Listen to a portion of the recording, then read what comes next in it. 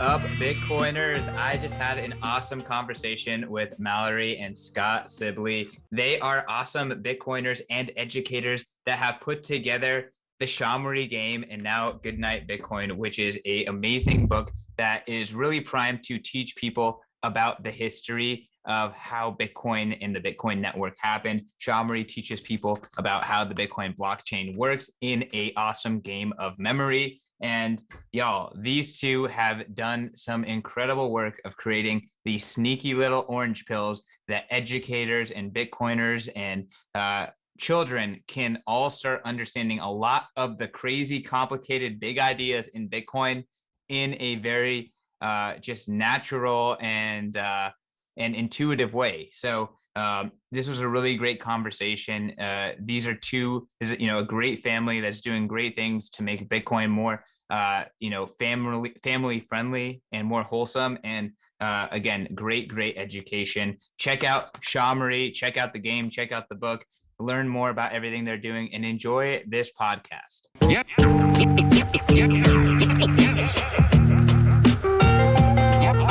Bitcoiners, I am sitting across the screen from Mallory and Scott Sibley, the creators of SHAmory and Goodnight Bitcoin, and two passionate Bitcoiners working in Bitcoin education for the younger generation, those little Bitcoiners out there. Mallory and Scott, welcome to the Bitcoin Magazine podcast. Awesome. Hey, thank you so much for having us. It's been a long time waiting, so we're excited to be here. Yeah, I mean, absolutely. I think, Scott, you got introduced to me like some point in 2019. And, I obviously got a copy of your game when it first came out and did a video on it. And since then, y'all have been, really doing some really fantastic work. So I'm excited to get to know both of you a little more closely and hear a little bit about your personal and Bitcoin journey kind of together. So I guess, why don't I just kick it back to both of you? I mean, why don't you talk about discovering Bitcoin and then how that turned into a joint venture on this kind of game and book series? Yeah, absolutely. It's been quite a story. It has. Maybe I'll kick it off since that I started down the path and then hooked Mallory in, if you will say. Please. So I'm kind of that typical late 2017, 2018 newcomer into the scene, number go up, join in, see what's going on. And a lot of people over that 3-year period since then maybe had been pushed away, but instead of that, I just kept diving deeper down the rabbit hole. Slowly pulling Mallory in, probably getting more tired of me bringing things up when we're having dinner or watching TV, or that typical husband-wife story. And kind of kept gravitating towards, there really is something here. Obviously, when it came to things for adults, podcasts, books, the content that everybody's pushing out, I recognize that helped me so much. But both of our backgrounds, particularly mine, I've been in the education space for 13 plus years, or kind of around that traditional education, and really recognized, okay, there's a gap here for kids. And that really is what led us to where we are today with SHAmory over the past 2 years. And it's been a wild ride. And I think really, I'll let Mallory answer for herself as well. But once we started creating SHAmory and originally the game and now the book together, it really helped kind of open the possibilities up for her side of things to see where it could all go. Yeah, like Scott just said, I think he got into it first and was talking to me over dinner, over, TV screen time. And, to be honest, I didn't have much interest, but it's funny, once your money starts getting allocated more and more towards Bitcoin, you start paying attention. So I would say it was about a couple years ago that I really started getting interested.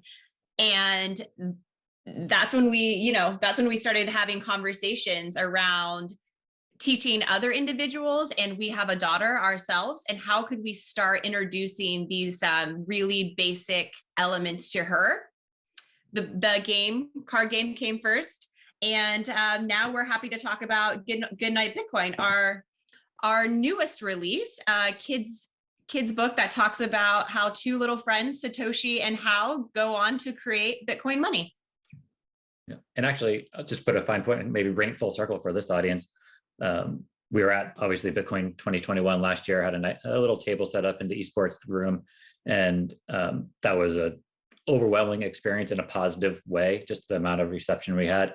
And I think as a kind of couple, and as well as Mallory being more of the newcomer as we started creating things out, just being able to really, one for the first times, face-to-face interact with the people that we've been selling to, or being able to get the game in their hands for the first time, really helped kind of put the nail in the coffin and say, okay, thanks to a conference like you guys put on, that really helped us say, this is the way we want to go with things. Awesome. So that's exciting to hear another Bitcoin 2021 success story. There's a ton of them, but it's always awesome to hear about it, especially on the podcast. So I want to kind of dig in a little bit more to, okay, so Scott, class of 2017, I was also class of 2017 getting into Bitcoin. What was, obviously, you have the urge to bring it up all the time. Bitcoin fixes this, what, yada, yada. There's all these things that are wrong. Like Mallory, I guess, like, you mentioned, as your collective savings kind of are being allocated more and more into Bitcoin, and Bitcoin's also generally appreciating, you start paying attention more. Like, what was that journey like for you? Like, and what was that education like? And when did you decide, like, hey, I'm actually not neutral or negative on Bitcoin, but I'm actually like, this is important? Yeah, good question. I was never negative on Bitcoin. I always found it a little bit interesting, even if I was just half listening in the beginning. I still found it intriguing. So I would say that once what piqued my interest was the white paper. Actually, Scott shot it my way and I reviewed it.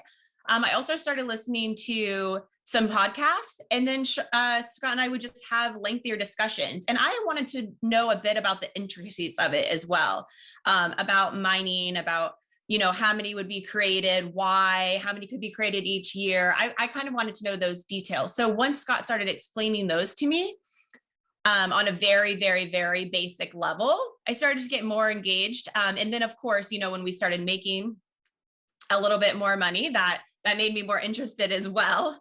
But it was fun to go full circle when we created the SHAmory game, because it started teaching those basic elements in a fun format that helped me learn at first. So I was hoping, and what we've heard feedback from other people is that it also helped them learn the basic elements of mining.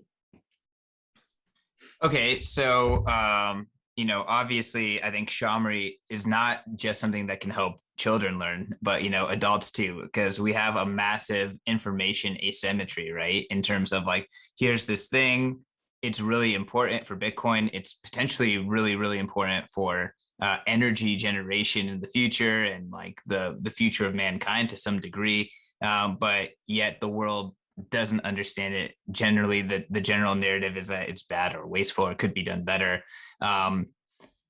I guess, like, did you have a journey at all with mining? And like, can you talk a little bit about how effective the game is at, like, kind of like showing at least how it works? Maybe not debunking the FUD, but at least showing how it works. I think there's two stories that come to mind. One, I'll go with the more recent one. I was chatting with somebody, and we were talking about ways to work together, and he said, yeah, I got the game. We started playing together as a family. I think he has 2 kids. And the grandparents would come over and we'd play together, and I'd talk through kind of, this is why, game is played like this. So, like you said, the basics of mining.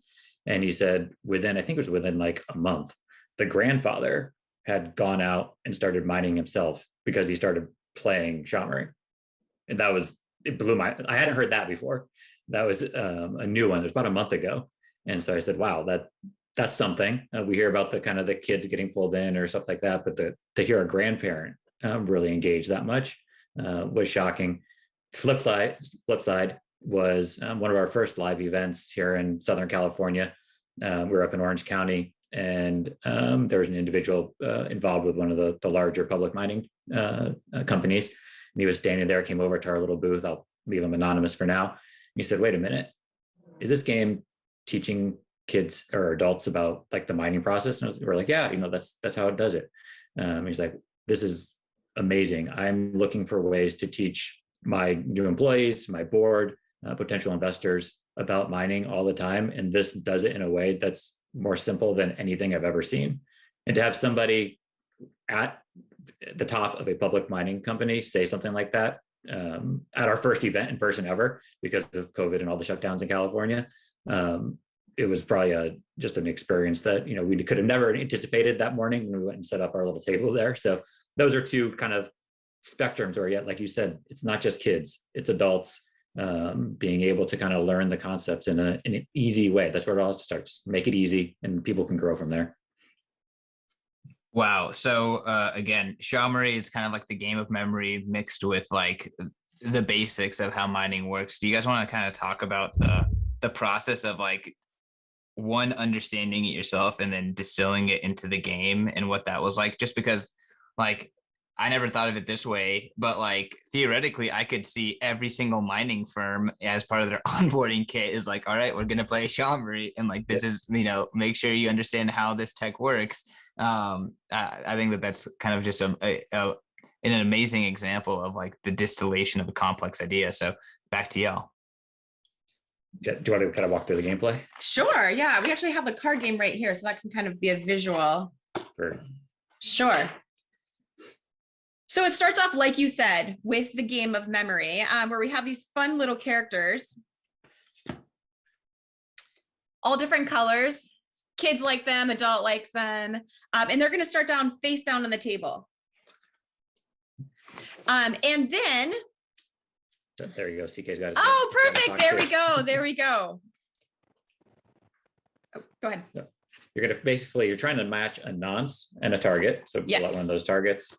So going back to kind of the process of mining, as it got down to that simple notion, well, there's lots of things going on, but at the end of the day, all these computers or ASICs are competing to relate to create that hash. And that's by taking a nonce and a target and making sure they sync up in one way or another, get it completely basic there. So when you flip over two of the cards, match up. Nonce and target match. Every time you do that yourself, you earn a Bitcoin reward and you start building the blockchain. So you start off with the Genesis block on the bottom. There it is. Other side. And you're going to build it up to a block height of 10. When the block height gets to 10, the game ends and whoever has the most Bitcoin rewards wins. But what we came to find out from talking to families who have played is that they take it a step further and they say not only did that individual win because they have the most, they earned the most Bitcoin, but everyone won because we all worked collectively to build up the blockchain. And then we've seen families even take it a step further where they start conversations and they say, okay, well, you earned two Bitcoin rewards. I earned 3 Bitcoin rewards. You know, our son or daughter sitting across the table earned 5. So let's have conversations around how much that would be worth today, how much that could be worth in 5 years, and what that was worth, 2 or 3 years ago.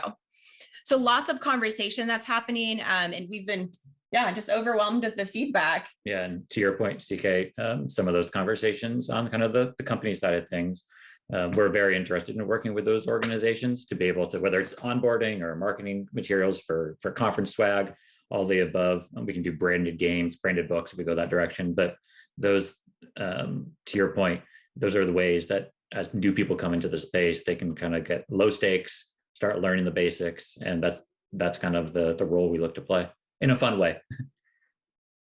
No, I mean, totally. Again, and it's just like Bitcoin Magazine is a Bitcoin only publication. We have everywhere from like hardcore convicted Bitcoiners to like new, interested casual people who are just kind of curious about what's happening. Like, how do we service all of those people without offending the other, right? And how do we kind of like try to like get people down the funnel and continue to educate them and have a discourse about Bitcoin that's appropriate. And I think what you two are building is, that very, very top layer of that education funnel. And it's just so important because 99% of Bitcoin users have yet to adopt, right? Have yet to realize that Bitcoin's important. And whether they're going to realize it's important because they're an engineer working at a mining firm and learning about how mining actually works from a game to, a kid who's just growing up with Bitcoin. I think that, again, just turning mining into a game of memory and the mechanics of that is pretty revolutionary. I'm kind of curious, like, was it difficult to come up with a game? Like, how did you come up with the idea in the first place? Are you looking for more kind of ways to translate a Bitcoin mechanic into like a game that's like pretty easy to play? Go through all that. Yeah, it took probably about a year of kind of walking through the the process, the idea from kind of end a beginning stage of, okay, here's the general concept to what it turned into.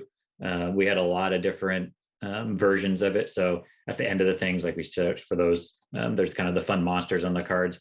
At the very beginning, we started getting too intricate, where it was actually, okay, we need to have block heights and transaction IDs and all these things like on the card. And it's too overwhelming. Like you said, we're the tip of the iceberg.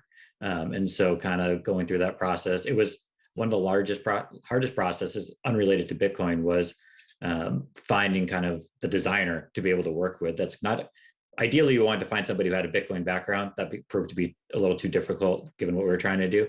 But trying to find someone who could kind of create these characters that were coming out of our heads to be able to really make them come to life. And so that process probably took 2 or 3 months from beginning to end. And then the manufacturing side of things at the beginning wasn't too bad. We could go through it and get our games within a couple of months. But now sitting here today, it honestly takes 4 to 6 months for us to be able to get a shipment over here. So it's a whole new side. I think we had never created a physical product before, never manufactured, never shipped internationally, never created our own website. We've done it all 100% on our own outside of having the designer come and help create these things. But everything else has been done with our own kind of, okay, let's Google it, figure it out and go from there. And we're packing boxes together every night. So every single person who orders it, we are hand packing the boxes. I'm writing the thank you notes. It's always on my handwriting. So we just appreciate every single person who's been supporting this journey. Yeah, it means a lot to the two of us. It's just the two of us. Yeah, us too. And Charlotte, our daughter, helps throw the stuff in the box every once in a while too. So there's a third unpaid worker. Oh man. Well, I'm sure that you're going to be hodling for Charlotte, so she'll see the fruits of her labor at some point down the future. Exactly. Thinking about you two, like having all this inventory potentially at your house and all this kind of stuff, it just reminds me for Bitcoin 2020 when it got canceled, I was holding on to all the stuff for the store at my SF apartment. And man, my wife was pissed. We had this stuff for like 9 months before we could get it out of there into Miami for Bitcoin 2021. And just having all that inventory there it's definitely not easy. No, it's definitely not. We hear it from both inside our house, and we also have a grandma down the street who holds a lot of it too. So we hear from her on a pretty common basis as well. She's like, Scott, it's time to start selling, my man. Let's go. No, but all jokes aside, I want to kind of pivot a little bit to like, talking about kids growing up with Bitcoin. And like, I was having a conversation yesterday with the Bitcoin Magazine contributors on our weekly chat. And they were talking about like, they remember going to the bank with their parents when they finally started making money and opening a checking account. And that was like almost like a ritual. And now we need to have Bitcoin rituals and Bitcoin education. And there's no way to use Bitcoin where the UX just completely eases it out. You kind of have to get it a little bit. Otherwise you might make a mistake. And I feel like, SHAmory kind of fits perfectly in that, right? Kids are learning about Bitcoin and financial education as they're growing up.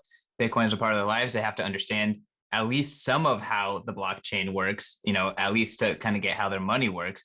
I want to pass it back to you two. And, how do you think about kids growing up with Bitcoin, educating them about Bitcoin, the need to at least understand a little bit of the fundamentals and basics about how Bitcoin works and what that journey is going to look like moving forward?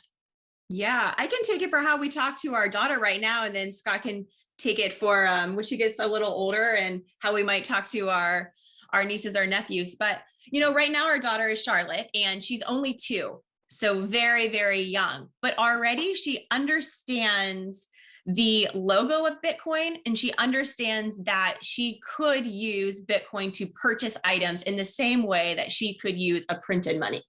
And at a 2-year-old level, we think that's really good. So we've gotten this far from playing the SHAmory game, but also just from bringing her into conversations, like even little things like from the conference when we had the Bitcoin stickers. We put those on her mirror in her room. We read her Goodnight Bitcoin, and we talk about, the friends like Satoshi and How.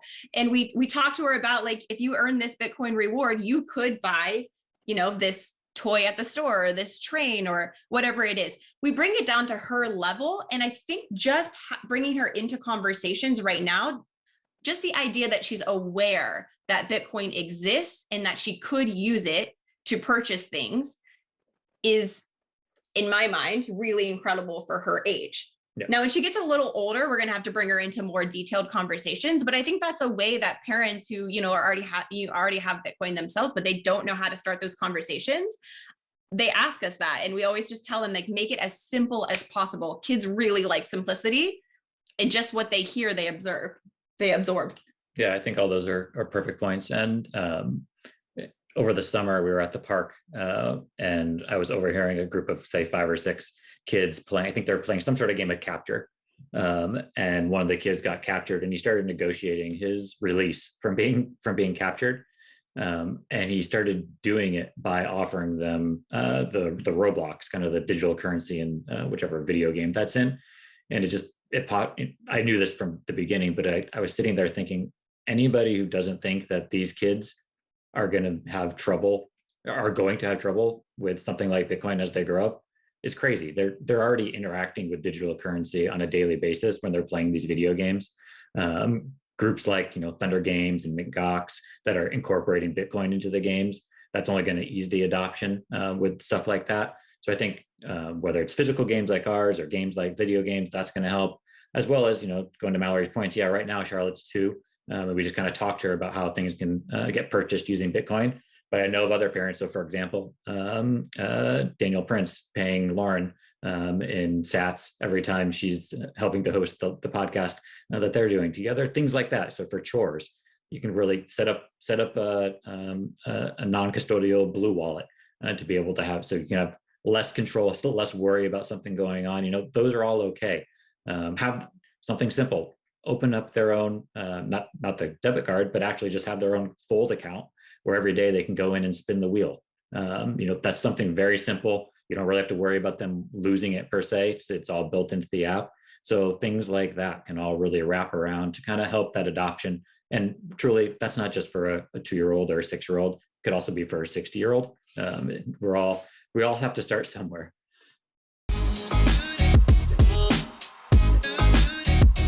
Yo, what is going on, plebs? We're going to take a break from our programming to tell you about the resurrection of our print magazine, starting with the El Salvador issue.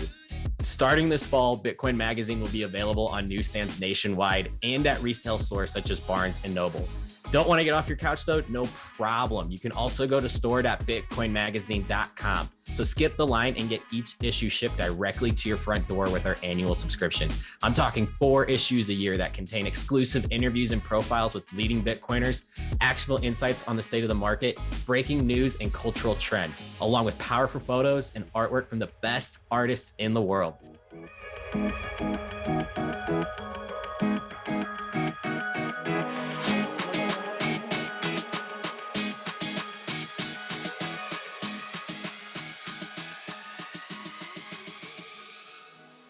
Totally. No, I love that. And it's just about repeat exposure to some degree, but also when it comes to like teaching your kids about Bitcoin at a very young age and the importance of money, it kind of amazes me that there's no kids being born today that don't live without that have lived without Bitcoin. And, they recognize Bitcoin is this like new kind of money that they can own. And I think that is huge, because that's the biggest challenge today, is like legitimizing Bitcoin in the minds of most people. Something that I've noticed that, and I think that Bitcoin does this, is I think Bitcoin makes financial literacy a lot more important, because like it's so, it doesn't kind of sugarcoat money. I feel like fiat money is like sugarcoated. It has a bunch of bumpers on it. And they want to make sure you don't get hurt, and you make sure you're in a walled garden and all this stuff.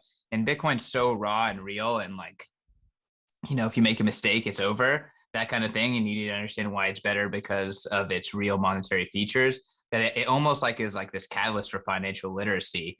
Do you see like children growing up with Bitcoin moving forward, like, is that like a boom for financial literacy moving forward in your mind? And, I guess, are there any anecdotes you can kind of bring to that idea? Like I said, one of the kind of analogies that always pops in my head. I don't know if either of you did this when you guys were back in K-12 school, but I remember in elementary school going, and there would be a group that comes in for a day. They kind of set up the mini kind of city, if you will, in your auditorium, and everybody goes in. You get a checkbook. You can go around. You play a role. And kind of learn how money works in that environment. Today, there's groups like Junior Achievement doing the same thing. Well, all these sorts of things, me as a late 30-year-old, remembering about balancing a checkbook. I don't ever balance. I probably balanced a checkbook 5 times in my life by the time I had to actually do it. But as a 5-year-old going through that process, I still remember that today, 30 years later. And so being able to have that financial literacy young, they're going to, like you said, they're born into this at this point. It's not going anywhere. So it's just going to be commonplace. And the more commonplace it gets, the easier the user experience gets. We all know that that's going to come. We're still in the early stages of the game where they're going to pick up a phone. They're all going to be picking up phones anyways. They're going to know exactly how to, swipe a QR, or not swipe, scan a QR code, go off and get what they need, and really never have need to physically touch money, because it's easier. I mean, at the end of the day, that's just a fact. Like, we don't need to carry around things that's only going to hold us back or cause confusion, or stand in lines to, exchange currency if we're traveling from San Diego down to Mexico for the day to grab some tacos. Like that, it's going to be so much simpler as things go forward, especially for the kids. No, I mean, I completely agree. Like, just to kind of like take this question a little bit further, like, I personally, like, I kind of think Bitcoin is to financial literacy as like the printing press was to like literacy, right? Like, almost like, we had to listen to the great priests of central banks and like the orbiters of your bank account to like have, money in the modern age. And, Bitcoin kind of makes it available to everyone and makes anyone able to kind of like understand what their money is doing, own their money, control their money, and have the right to all of the things that Bitcoin gives you the rights to. And I feel like, we live in a world where no one saves, right? Like, the financial incentives are broken. And, again, I kind of have this like in my mind, like, we're in the dark ages of finance. And like Bitcoin is kind of like taking us to the light of literacy. Is that like too like cosmic? I mean, like, do y'all see it that same way? I mean, Mallory, I don't know. Like, what are your thoughts when you hear someone like me saying something like that? No, I do agree. And I think what I love about kids and about this younger generation is that maybe us as adults, we overthink it because we've been taught fiat and we've been taught the banking industry. And now we're starting to, people had to second guess themselves, or I believe that's where a lot of Bitcoin doubt goes. But what's so like innocent about children is that they don't overthink things. And so I think if they're introduced to Bitcoin even just a little bit, and it makes their life more simple, and they don't have to go to a bank, and they can do everything from their phone because they're already on their phone anyways, and they can manage their own thing. What we do know about kids is that they love control. If they can manage their own wallet, then for them, I think it works out even better. I think it's us adults who really get stuck in our head, and maybe we talk to our parents, we talk to an older generation, and then we get in our head even more, right? Because they ask more questions because they're really stuck in their old habits. But that's what I love about the new generation. I don't think it's like that. I think they like simplicity. It really does make sense. Yep. Should kids own their own Bitcoin? Like, what do y'all think about the dynamic of, anyone can have a wallet on their phone and theoretically as much Bitcoin as, as they can get onto it? Yeah. I mean, on a very, very, very small level, in the same way that I think you would give your kids a really small allowance. And if they lose their allowance, then they lose it. I mean, on a real, like, I'm talking no kid probably should have an entire Bitcoin on their wallet. That would be obscene. But a few Satoshis, I could see it. That's my personal opinion, though. Yeah, I think that they have to learn those lessons somehow, kind of teach them, don't get burnt, be able to keep track. Whether you start directly with, okay, diving down into what seed phrases are and back at, like, you should probably keep some of those in the back of the closet to make sure that if something goes wrong, you can kind of find it wherever it goes, but kind of teach them those lessons, let them go through it. And I think, like Mallory said, most adults will be surprised with how easy they start picking things up, whether it's related to a wallet or anything else related to Bitcoin. Like, kids are sponges. They're going to consume this faster than any of us. And that's partly why when you listen to people talk about kind of the adoption of Bitcoin and the S curve and how kind of escape velocity, it's not just because of the number going up. It's also because of this generation that's coming in. They're going to adopt it faster than all of us. Well, the three of us sitting here probably adopted at about the similar sort of pace around this age, if I'm all guessing. The ones above us probably maybe took a little longer, but the 10-year-old today, it's not going to take them that long. Just like we're seeing now, the difference between the people who came in like you and I and CK, sweat 2017, 2018 compared to 2021. It's like, night and day, especially given all the content that's out there to help people move along. So that's part of the reason I believe that adoption is only going to accelerate from here. Is because of the kids. Awesome. Well, I think this is a good point to talk about your book. So, Goodnight Bitcoin just came out. I want to hear about, the idea behind the book, what, you mentioned the story. It's like the story of Satoshi and how, but let's do a little bit more of a deep dive on the book. Sure. So I love reading, and I love reading to our daughter. And we also just love reading together as a family. And a little bit of my professional history is working with kids and, teaching them various things. It's sort of a teacher role. But anyways, so I realized the importance of reading together as families and how kids absorb information through reading, particularly through fun illustrations at certain levels as well. So we wanted to create a book that would allow us to have these, Bitcoin conversations with our daughter. And because she's so young, Goodnight Bitcoin or Goodnight, any of the Goodnight books are a huge hit in our house. So there's Goodnight Moon, Goodnight Gorilla, you name it, Goodnight Baseball, Goodnight Soccer. So we kind of started there. So we created the book based off the characters in the game. So some of those fun little monsters that you see at the nonce and the target cards, they're also, intertwined in the pages. But it's about a little friendly monster named Satoshi with a really good idea who wants to create Bitcoin money. So he gathers up some of his friends. He goes with Hal. He goes to the park and finds them. And then some of the people in the book, some of the monsters thought that doing that was impossible, because that's a little bit of reality that comes. So they come together, they meet friends from all over the world, and they create the Bitcoin network. And then it starts going through the sats, through the nodes, through the miners. And it's just a fun way to have that conversation. And we've been getting photos sent to us through Twitter of, kids reading it, kids sleeping with it at night. Some people have the pictures, the book set up right next to the nodes in their home if they're mining.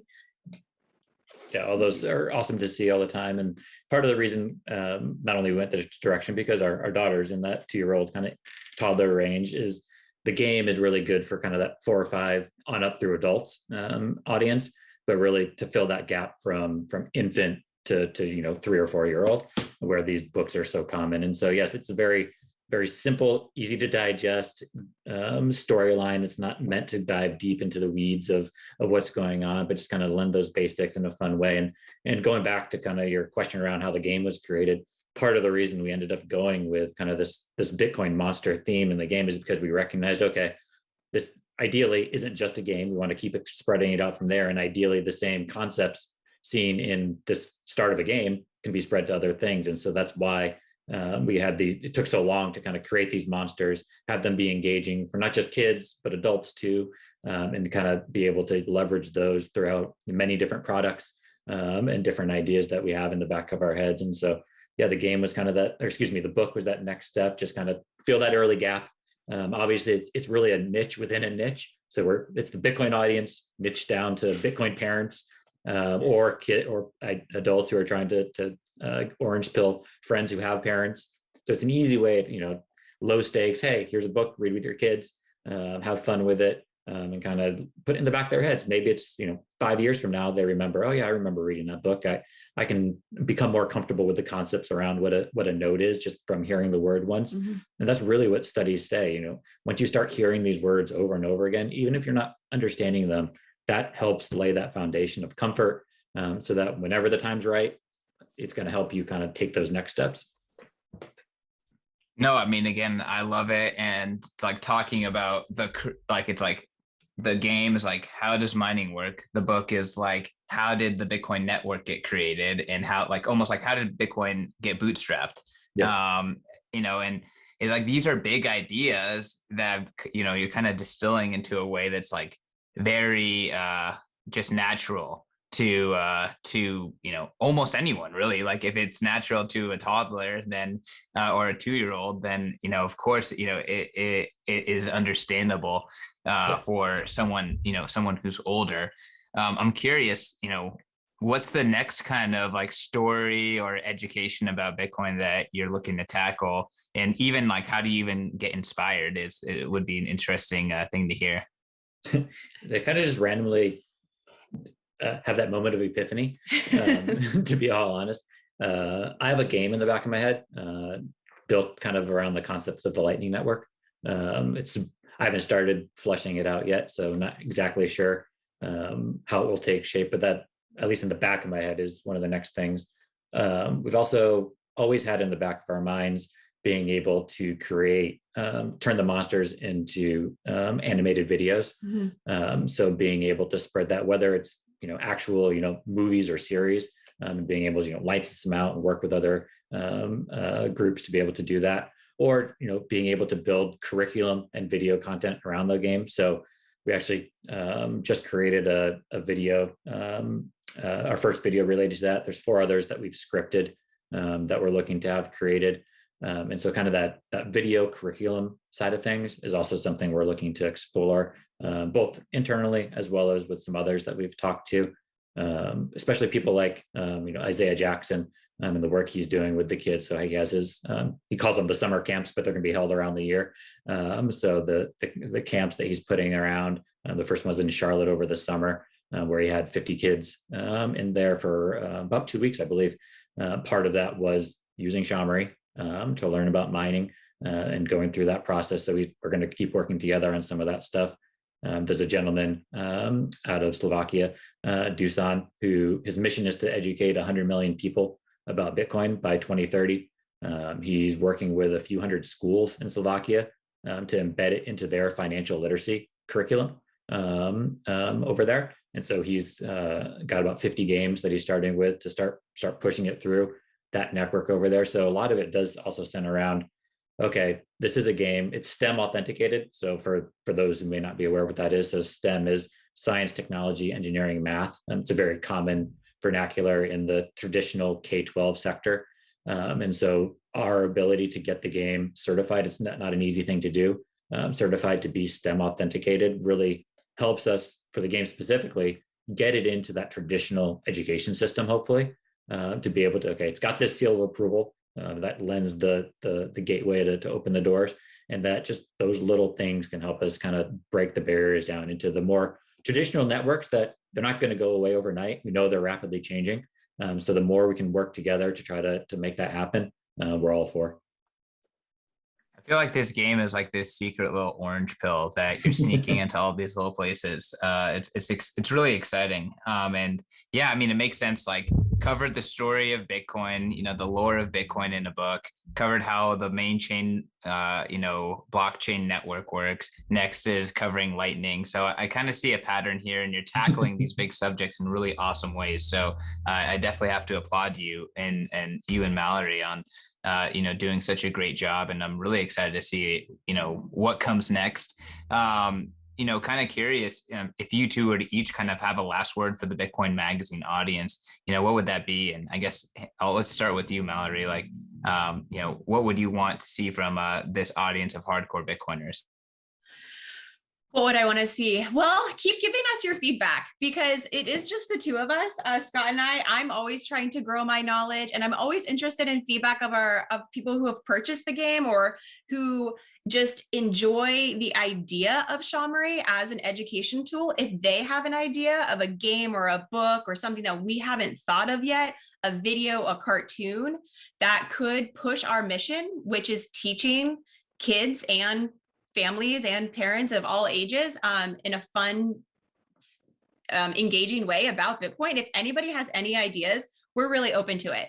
I think Scott and I, just as a couple, like owning this business, doing everything ourselves from updating the website to packing to you name it, because it's just the two of us, we're really open to like engaging and hearing from clients and just hearing from anybody in the Bitcoin space. Like we're out there, we want to make these relationships. We want to make these connections. So if you're out there listening and you have ideas, we're super open to feedback. We're learning as we go as well.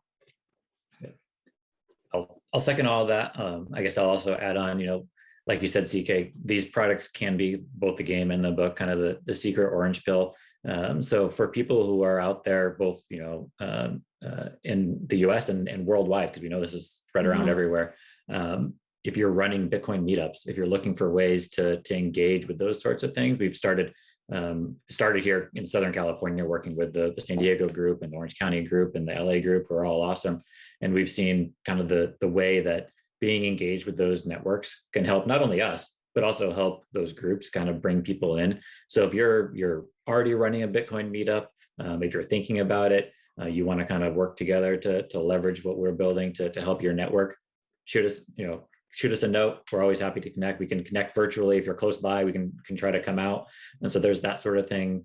Going back to the earlier comment, just to put a fine point on it, if you're a company, whether you're in the mining space or anything related to Bitcoin, and you see our tools as a way to help educate your current employees, your future employees, your clients that you're trying to engage with, there's ways we can work together. And that simplicity and fun aspect is something that people really want.